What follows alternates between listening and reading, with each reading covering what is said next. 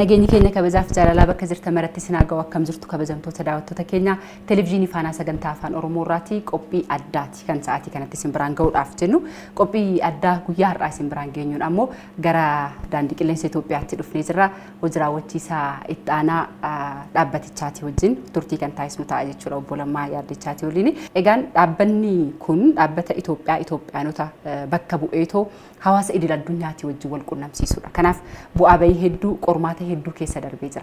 Bu'aa bahiiwwan jiran kunniin qormaatileen jiran kunniin ammoo duubatti hin deebisne yookaan ammoo hin kuffisne hin dhabamsiisne.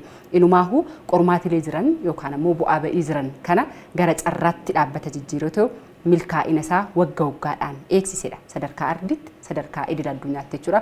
Kanaaf egaa dhaabbata akka kana akka biyyaatti qabaachuun mataa isaatiin kan nama boonsudha.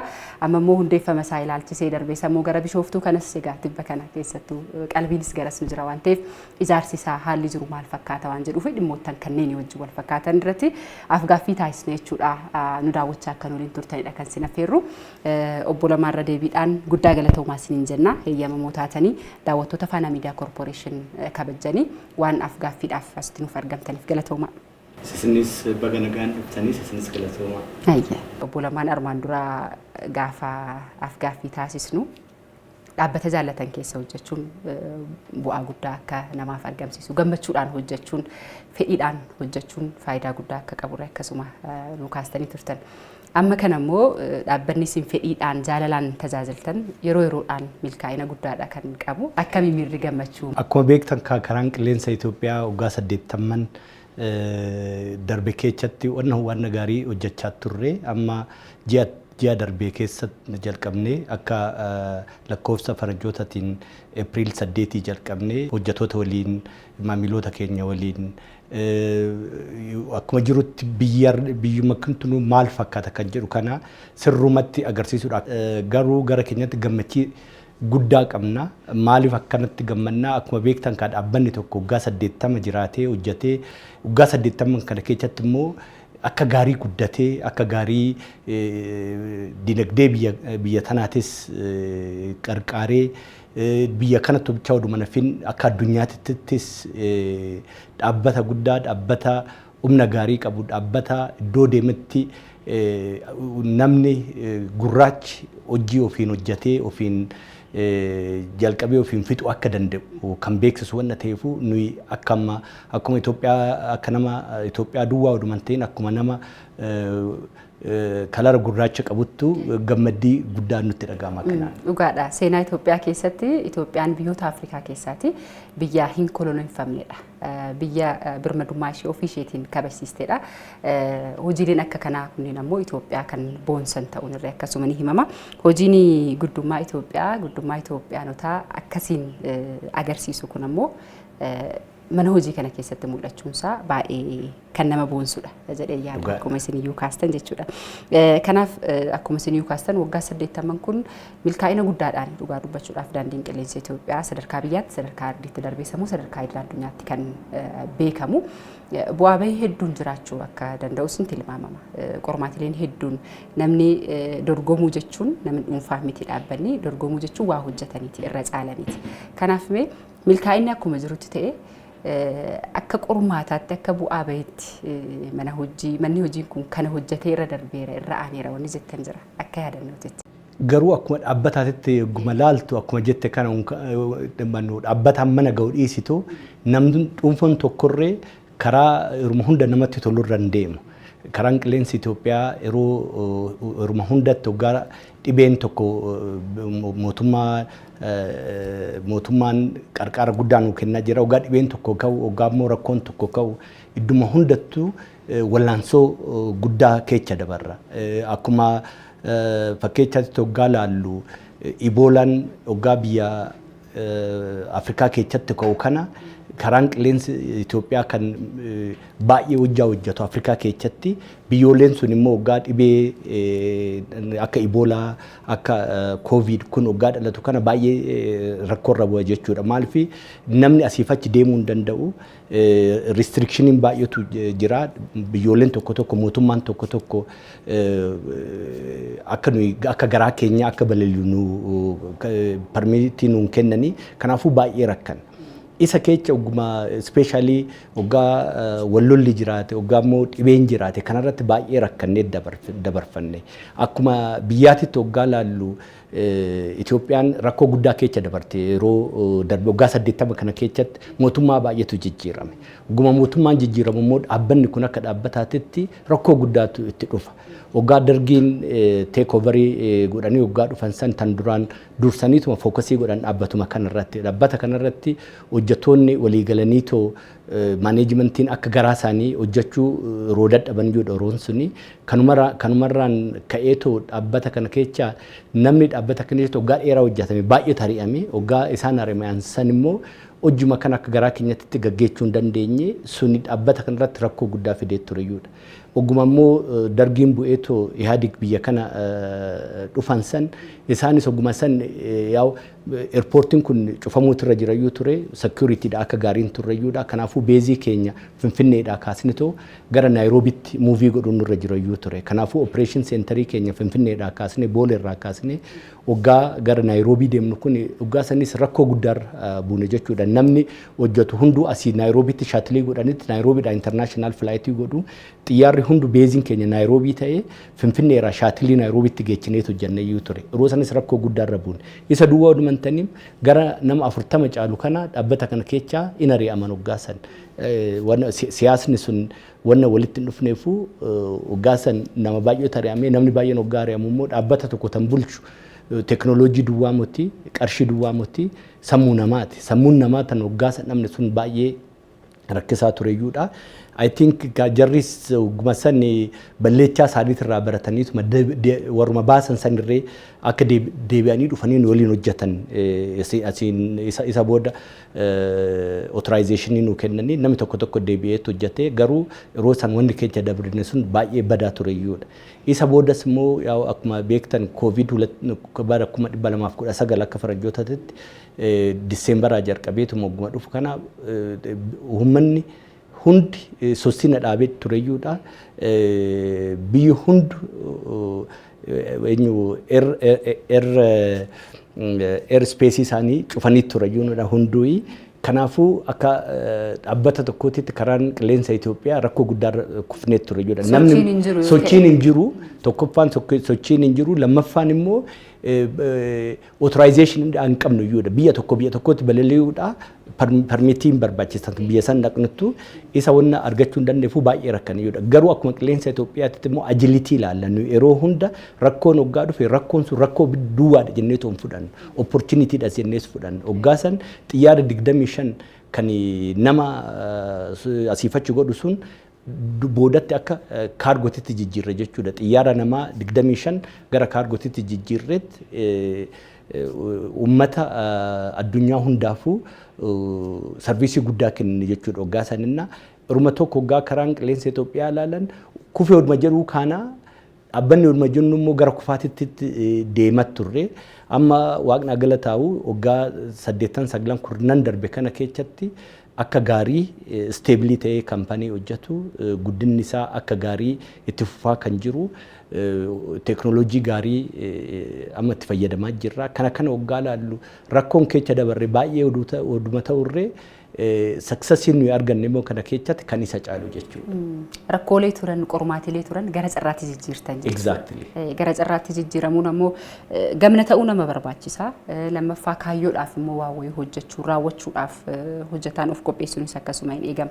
Kanaaf mee rakkooleen kunniin darbee isaa ta'uu otuma mul'atanii sadarkaa idil addunyaatti sadarkaa ardii Afrikaatti waggaa waggaatti beekamtii argachuun waggaa waggaatti tajaajila addaa hin cinne kennuun kun iccitiin saammoo maali rakkooleen kunniin otoo jiranuu milkaa'uu akkamittiin danda'e dhaabbanni kun ani waggaa yeroo hunda yeroo darbe waggaa maan akkanumatti sisinii waliin isaa sa'u wanni jedhe wanna tokkotu yoo ta'e namni tokko iddoo fedhutti wanna fedhu waggaa hojjate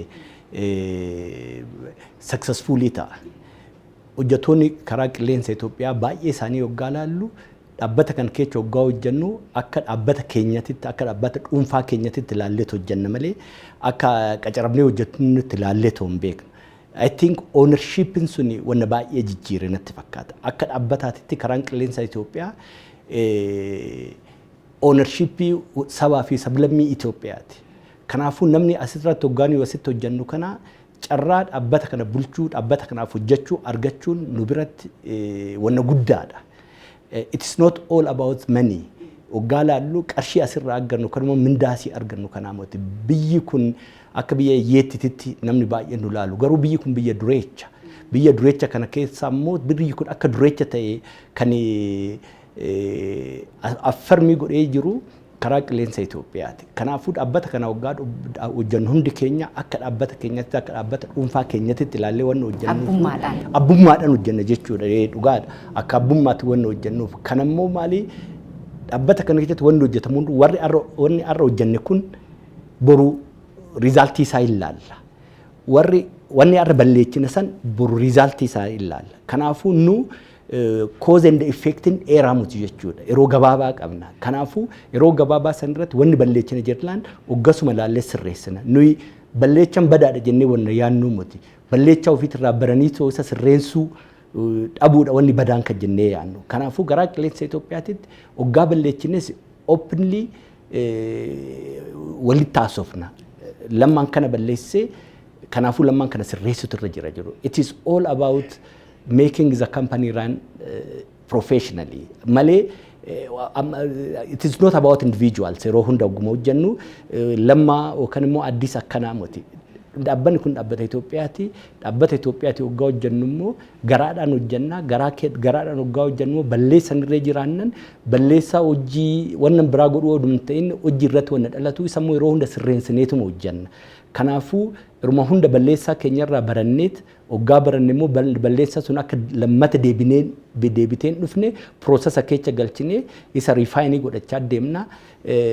Isarraa natti fakkaata dhaabbanni kun hoggaa 8ffaarraa best airline in Africa kan jedhu awwaardii argachaa jirra. Nuyi amma indoon kan Afrikaa nu ga'e jechaa jirra. Maaliif vision 2040 amma adjustii goone hojjechaa jirra. Isarratti kan jechaa jiru maali dhaabbanni kun addunyaa keessatti tokko amma 20 kan jiran keessaa tokko ta'uutu irra jira. Kan jiru irratti hojjechaa jirna.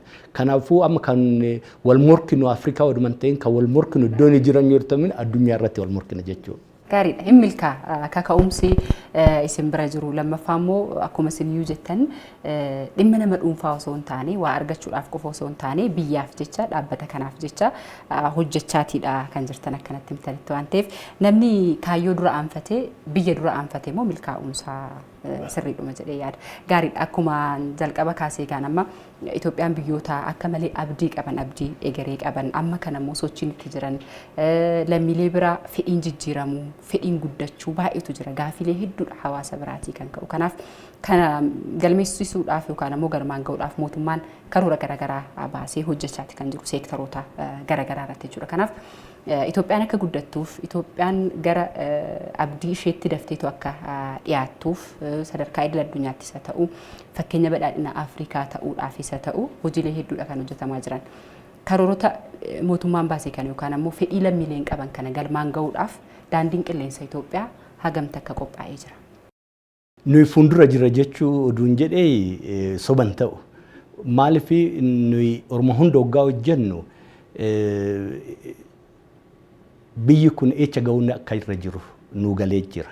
Baay'een keenya akkuma carrii gaarii arganneetoo biyya alaatis baanee biyya baay'eetti hojjennee jira. Afrikaa turree, Eeshiyaattis, Awurooppaas, Ameerikaas hundi keenya addunyaa keessa deemnee warra hojjenneetoo deebine asitti. Hoggaa iccitiin nuyi qabnu orma hundaa hoggaa biyya ormaa laallu biyyi keenya oom achi geechi jenneetti Oromoo hunda icciitiisan qabna.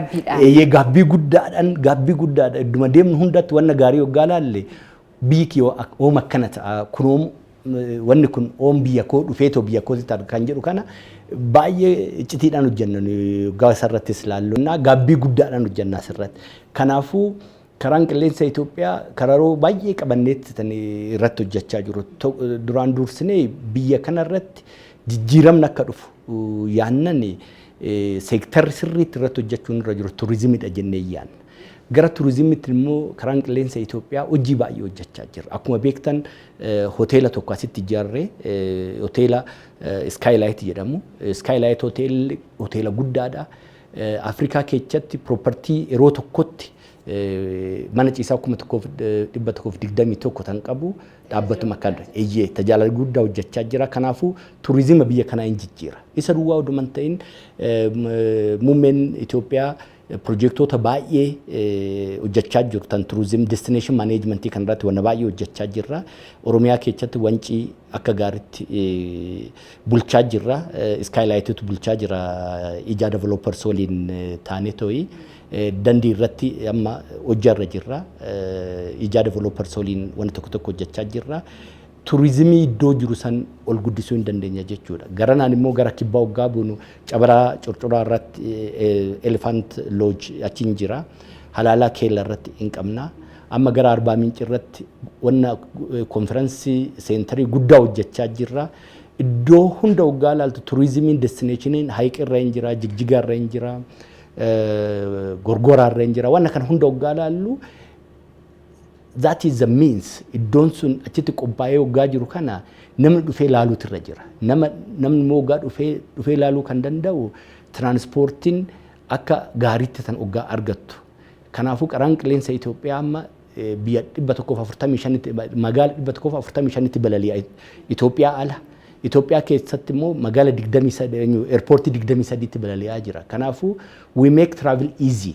Akkas taanaan immoo turistiin baay'een biyya kana hin dhufa jechuudha. Isaan dhufnaan yaadama turizimiin seektara keessanii dhala yookaan immoo mana hojii keessanii dhala waa yaadamu natti. Hin jiru. Kanaafuu yaa xiqqaatu turistii miliyoona 15 finne jenneet irratti hojjechaa jirra. Akka arraarraa waggaa 10tti akka Habashaatitti bara 228 ta'uudhaaf isarratti yaa xiqqaatu turistii miliyoona 15 asit biyya kanatti dhufanii akka biyya kana laalan godhuudha. Strateejii diizaayinii gooneet irratti hojjechaa jira. Tokkoffaan kana. Lammaffaan immoo namni kun hoggaa dhufu eerpoortiin irra qabnu kun guddatu malee jijjiiramni hin dhufu. Kanaafuu yeroo darbee Januwaarii 10 irratti muumee keenyan kan eebbifamee banamee Bishooftuu International Airportii isarratti hojjechaa jirra. Airportiin sun infraastiraakcharii Afrikaa keessatti baay'ee nama boonsu.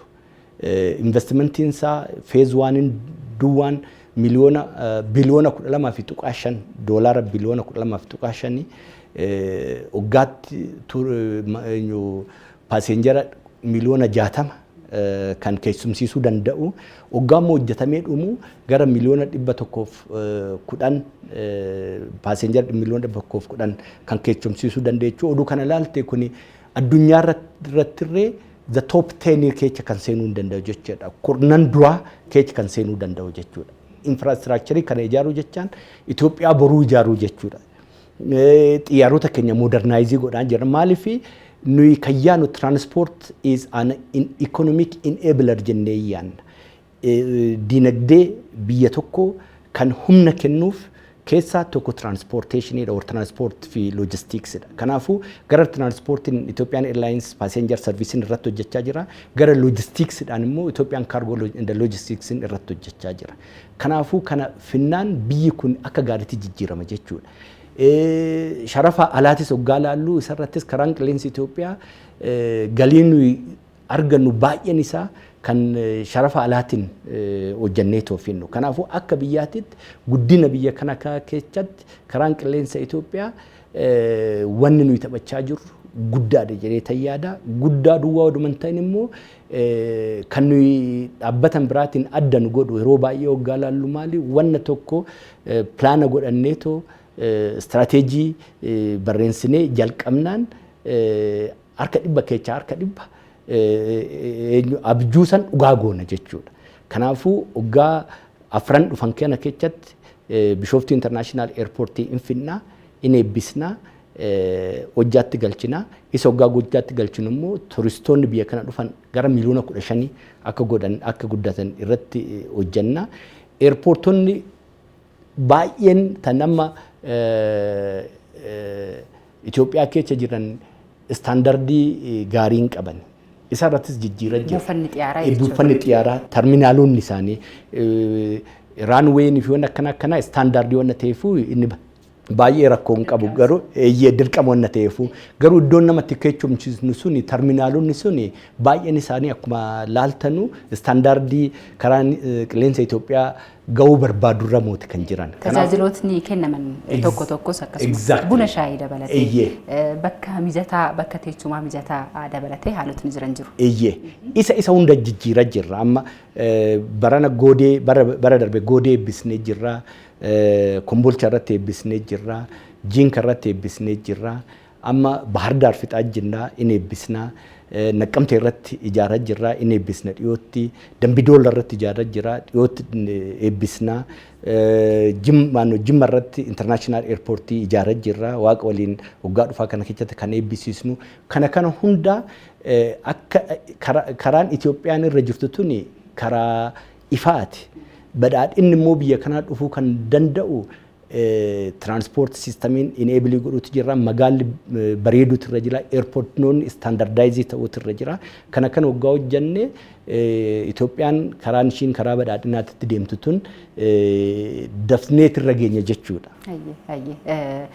Isin immoo waan akkasii baay'ee irraa fagoo miti waggaa waggaadhaan milkaa'ina himtu waggaa waggaadhaan jijjiirama himtu waan ta'eef abjuun Itoophiyaanotaa hawwiin Itoophiyaanotaa kunis egaa ni dhugooma abdii jedhu qabna akkuma isin giddu gidduutti kaastanii seektarri tokko kophaatti guddachuun gatiin qabu walitti hidhamiinsi jiraachuudhaa qabna hundi dinagdeedhaan fooyya'uun hundammoo carraa fi fedhii guddachuu uummataa giddu galeessa taasiseetu hojiilee garagaraa hojjechuun irraatii eegama hojiileen kunniin ammoo hojjetamanii jiru taanaan akkas wal gargaaruudhaan seektaroota garagaraatii wajjin wal dubbisuudhaan hojjetamee jira taanaan akkuma isin jettan milkaa'inni fagoon ta'u jechuudha. Waa'ee Bishooftuu kaastanii jirtu buufata xiyyaaraa Bishooftuu jechuudha. Oduu agaati oduu hedduu nama gammachiisudha. Daandiin qilleensa Itoophiyaa as boolee jiru akkuma jirutti ta'e dachaa 10 kan caaluudhaa danda'u tajaajila guddaa ta'edha asuma dhiyeenya naannoo Oromiyaa keessatti buufanni xiyyaaraa idil addunyaa kan ijaaramaati jiru. Namnis akka malee ilaalaa jira abdiidhaan maaltu dhufa laata tajaajila akkamiiti laata kan nuuf dhufuudhaa danda'u Itoophiyaan ammas hawaasa idil addunyaatti wajjin wal qunnamaa jirti wal argaa jirti inni sun ammoo carraa dachaa baay'eedha kan fidee dhufu kanaaf mee maalitti jirtu jennee isin gaafan yeroo taanu achuma dhufneet daawwanna mee maalitti jira ijaarsi isaa haalli jiru siviilidhaa wajjin wal qabate. Gaariidha akkuma dhaabbata tokkootitti nu waggaa wanumtachitti ijaaruu yaanne kana waggaa laallu abjuu nutti fakkaata. Maaliif biyyi kun rakkoo baay'ee keessa biyya darbee as gahe. Kaleecha dukkanaa baanee har'a ifa keessa jirra. Ifti kun immoo baay'een quuftu jabbiin xiqqoon waggaa hidhaarraa hiikkane waggaa ishiin kaattu sanii waan kaattee quuftutti fakkaatu. Nus immoo carraa amma arganne kana waggaa laallu dafnee itti fayyadamnee waan baay'ee jijjiiruun akka nurra jiru laalleetti jalqabneenna Bishooftuu irratti kan ijaarru kun baay'ee seena qabaadha. Seena qabaa waggaa nuyi amma kan dorgomaa jirru Afrikaadhaa fi miti Afrikaa keessa eerpoortiin amma naga'u inni ijaaramne fuulduramtirree akka inni ijaarame inni ta'u yaannu dafnee ta'u maaliif akka yaanni keenya maaliif akkas ta'e Afrikaa keessatti waggaa laaltan karaan qilleensaa baay'een milkaa'eetoo hojjaarra hin jiru. Warri milkoofneetoo hojjaarra jiru xiqqaadha. Oduma raankii keenyarra oduu laaltanii karaan qilleensa Itoophiyaa tokkoffaadha jennaan lammaffaarra kan jiru immoo gimmaasha keenyaa gadi jira. Kanaafuu mootummaan Afrikaa humna argatee honne argatee infraastiraakcharii amma naga'u kana ni ijaarra jennee tooyyaan. Akkuma erga eebbii booda kan maal jalqabne afaan injinariingiitiin cut and fill kan jedhamu or early works kan jedhamu hojjechaa jirra. Kun piroojeektii gara miliyoonii doolaara 700 fi miliyoona 750 kan baasnutti hojjechaa jirra. Kontiraaktaroota 3 hojjetu. Kontiraaktarii tokko kan biyyaati kanuma Itoophiyaati allied contractors kanuma ijoolluma biyya keenyatti irratti hojjechaa jira. Kaampaanii lama immoo kaampaanii Chaayinaati akka gaarii hojjechaa jiru. Torban lamaan dura viizitii godheetan tureyyuudha. Wanni piroojeektii kana adda godhu it is highly sophisticated. Wanni achitti hojjetamu hunduu teknooloojiidhaan hojjetama. Drone teknooloojii implementii goonee jirra achitti. Bultiidhaan progresii isaa kan meesharii godhu namaa muti amma teknooloojiitu meesharii godha. Hordoffii taasistan. Hordoffii kan goonu teknooloojiidhaan hordoffii goona. Kanaafuu progressin isaa akka gaarii jira. Amma projektiin early works jennee kan jalqabne kan immoo paakeejii tokkoffaa jennee kan jalqabne kun ji'a 12 hojjetama. Amma Diseembarii 31 irratti xumurama. Amma akka gaarii jirra. Konkolaatonni baay'eetu jira. Konkolaatama 60,000tu jira. Yaa xiqqaatu konkolaataan 4,000 kan caalutu saayitii irra jira amma kan hojjechaa jiru. Hojjetaanis gara 5,000 kan caalutu saayitii irra jira. Amma maashinarii heeviidha. Hojjaan nama duraan dursinee hojjennu kana hojjaan baay'een isaa kan maashinariidhaan hojjetan kan humna namaa oduman ta'in kan maashinariitiin hojjetanii tulluun baay'eetu jiru. Tulluu san muraa jirra.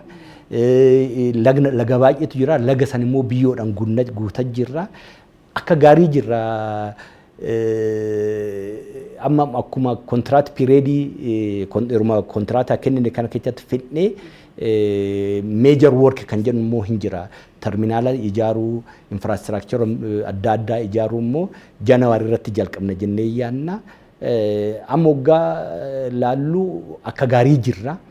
Akkuma pilaana godhannetti akkuma piroogiraama godhannetti yeroodhaan fidneetti uummanni Itoophiyaa akka gammadu goona jenneetti yaadaa jirra. Yeroo qubata xiyyaaraa Bishooftuu waggaa laallu yeroo hunda sirriitti namni hubachuu laaluun kan irra jiru jennee kan yaadnu qotee bulaa achii kaasne waggaa achii ka'an kana akka isaan itti qubatan jireenyi isaanii akkatti isaan jijjiiraman enablementii amma nuyi livelihood restoration jennee wanni irratti hojjechaa jiru wanna gaariidha. Sisini soduu dhaqxanii ilaaltanii sisini soduu humna oduu nama hundattuu himtanii gaarii jennee yaanna. Namni tachi ilaale hundu kan nuun jedhu wanna tokko jira. Namni kuni they are not project impacted people, they are project benefited people nuun jedhaa jiru. Projektiin kun qotee bulaa baay'ee jijjiiraa jira. Gara magaalatitti galanii jiru. Mana barnootaa baay'ee ijaarree fi mana yaalaa ijaarreetiif jirra. Jiruu isaanii fuuldurattis kan irratti jiraatan agro processing unit guddaa ijaarramee jira. Gamoo gara 11 ijaarramee jira magaalaa keessatti kan fuulduratti itti jiraatanii.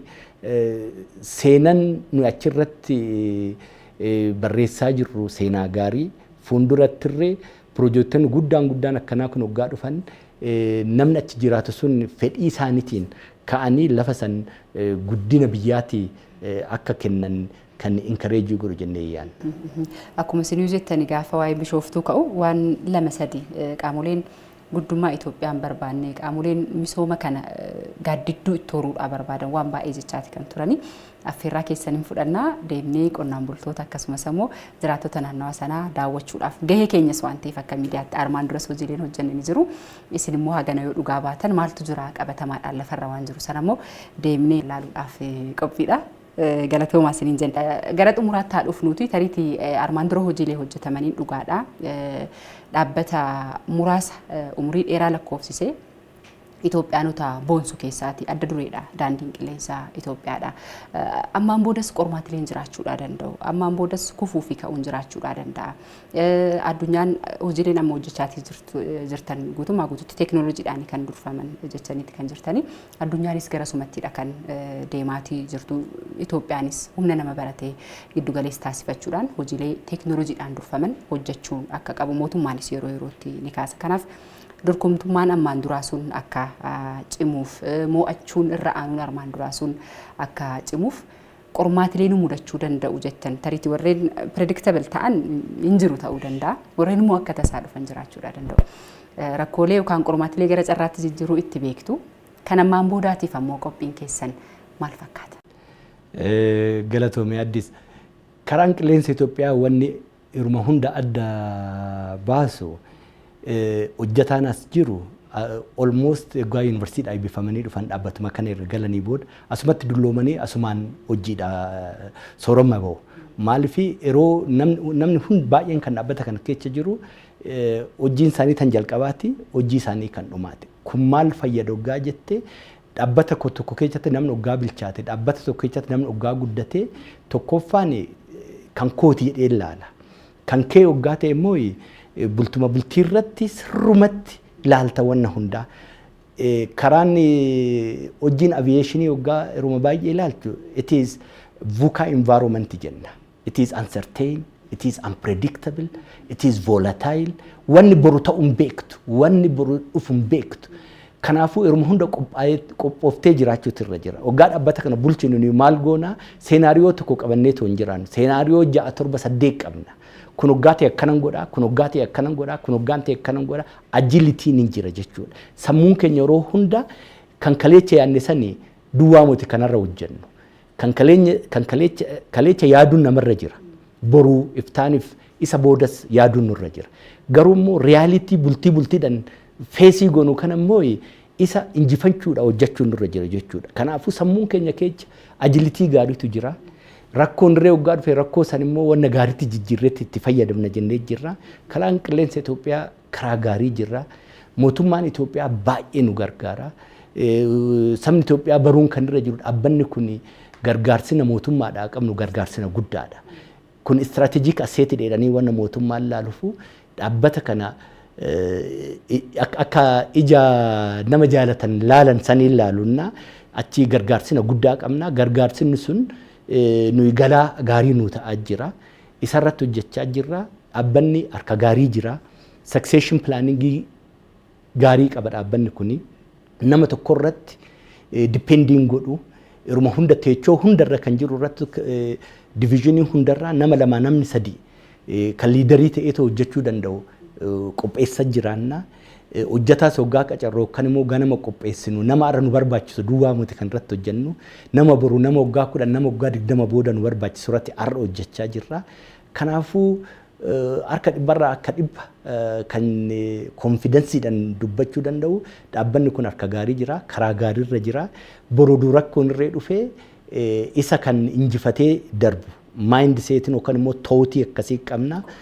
Eeyyee qophaa'ummaa gaarii qabna. Kanaafuu karaan qilleensi Itoophiyaa akkuma irra mo'ayeetoo jiru kan borus immoo iftaanis immoo waggaa waaqni nu jiraachise sarana waggaa 15 booda waggaa geenyu dhaabbata addunyaa keessatti tokko amma 20 kan jiru keessa karaan qilleensi Itoophiyaa tokkoffaa reedu ta'uu danda'e afuraffaa shanaffaa ja'affaa torbaffaa ta'uudhaaf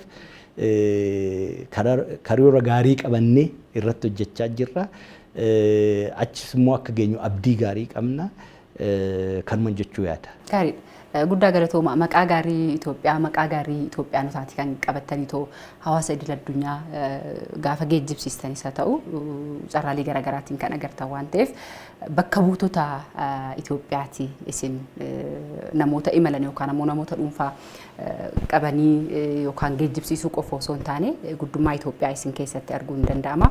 Abdii eegareerree akkasumas isin biratti arguun ni danda'ama waan ta'eef akka maqaa keessanii jirtu akka seenaa keessanii jirtu waan ta'eef ammoo ammas guddaa galatoomaa isin jenna. Waggaa 80 kana keessatti qaamolee garaagaraa wajjin hojjettanii jirtu ta'a. Akkuma isin hojjettan amma mootummaa addatti hojii fi itti gaafatamummaa isaa ta'us takka takka xiyyeeffannoodhaan hordofamee too dhaabbanni akka hojii raawwatu taasisuun barbaachisaadha. Akkuma isin hojjettan mootummaanis kan galateeffatamudha. Dhaabbileen kanneen birootis hojjettootas akkasuma hin galateeffattu jedhee yaada. Miidiyaa dabalate. Eeyyeen ka maal dhaabbanni kun akka dhaabbataatitti kophaasaa dhaabbateetii mata sanarra gahe stakeholderoota baay'ee waliin hojjenna. Waggaa eerpoortii kanarratti hojjennu nama baay'ee waliin hojjenna. Isaan hunduu dhaabbanni kun Itoophiyaadhaan hin barbaachisaa. Dhaabbata kana qarqaaruun nurra jira jedhanii wanna nu qarqaaraniifuu baay'ee galatoomfanna. Miidiyaas akkanuma maaliif barana dhaabbata tokko dhaabbata kan godhu hojjuma hojjetan duwwaa miti. Kanuma beeksisuun wanna baay'ee faayidaa baay'ee qaba. Miidiyaan jiraachuu maannan nama dukkana keessa jiraatu. Miidiyaa jechuun barana ifa bahuu jechuudha. Kanaafuu miidiyaas baay'ee galatoomfanna. Dhaabbanni kun dhaabbata ta'uudha kan ganamaaf galgala halkanii fi guyyaa rooba keessa aduu keessa dadhabee oduman jedhin kan hojjetaan Itoophiyaa karaa qilleensa Itoophiyaa nama 27 in caala 22 qaamii kee kan hojjetu gama 5,000 kan temporary hojjechaa jiru hojjetaan 27 kun odu jiraachuu malee dhaabbanni kun dhaabbatan ta'u isaanis baay'ee galatooffanna. Isaan duwwaa odumantan immoo paartinaroota baay'ee qabna warri xiyyaara nu gurguran akka Boeing akka Airbus akka Havilland Canada isaanis dhaabbata kana kabajanii wanta nu barbaachisu yeroodhaan nu kennanii sappoortii nu godhanii waan nu waliin dhaabbataniifu isaanis baay'ee galatoomfanna.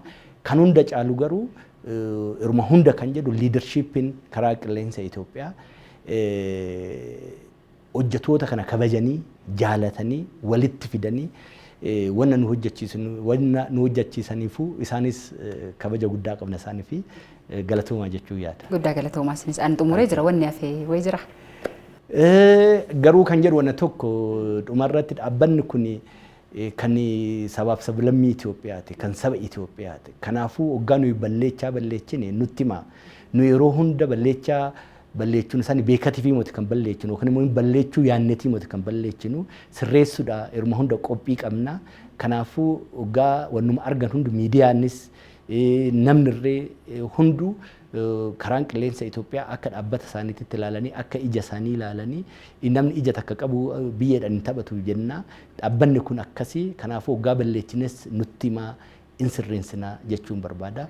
Amma har'aatitti waan waliin dhaabbataniifu maamiloota keenya hunda galata guddaa qabna isaaniifis galatooma jechuu yaada. Guddaa galatooma. Jiraadha. Kabajamtoota daawwattoota keenya nu daawwachaa waan nuuriin turtaniif guddaa galatoomaa isiniin jenna. Egaan daandii qilleensa Itoophiyaatti argamuudhaan ittaanaa hojii raawwachiisaa olaanaa obbo Lammaa Yaaddechaa wajjin kan turtii taasisnee waggaa 80ffaa itti hundaa'an waggaa 80 darban kana keessa immoo hojiilee akkamiitii kan hojjetamaatii turanii bu'aa bahii akkamiitii rakkoolee turan yookaan immoo qormaatilee turan gama carraatti jijjiiruudhaan gama faayidaatti jijjiiruudhaan milkaa'inni daandiin qilleensa Itoophiyaadhaa galmeessaatii ture waan nama abdachiisudha. Egerees akka irra aanan immoo akkasuma waan nama onnachiisudha jechuudha. Kanaaf dhimmoottan kanneenii fi kan kana fakkaatan irrattidha kan turtii taasisne irra deebiidhaan guddaa galatoomaa isiniin jenna. Qopheessuun kan isin dhiyeesse Addis Taamiraatiin ture. Yeroo gaarii fayyaa nu ta'aa nagaatti.